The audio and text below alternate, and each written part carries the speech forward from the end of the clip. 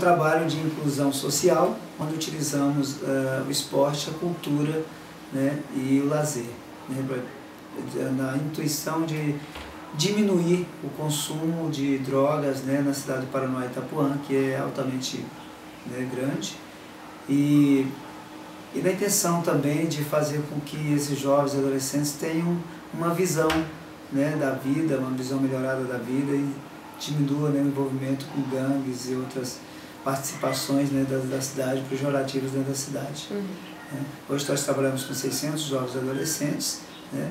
Temos o Giz no Teatro, onde trabalhamos tentamos trabalhar com os meninos na questão da evolução, né, dos seus próprios dilemas. Né? Então nós pegamos o dilema do menino, nós pegamos a situação dele e transformamos em cultura.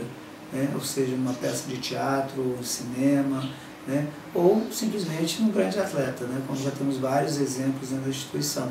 Né? Meninos que já foram mandados para times profissionais, outros que tinham problemas de saúde, que hoje já se recuperaram através do esporte, né? Outros que estão na iminência de sair para fora, meninos que já tinham problemas, inclusive com a justiça, e que hoje já estão se tornando grandes atletas.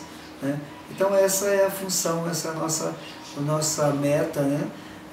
Tentar desenvolver da melhor forma possível esse trabalho, né? E tentar fazer realmente o resgate, né? O nome é resgate da vida, né? Tentar fazer o resgate desses meninos, né, nessas comunidades. Acreditamos nós que cada um de nós pode contribuir, né, um pouquinho, contribuir de alguma forma, né? E essa é a nossa forma de contribuição.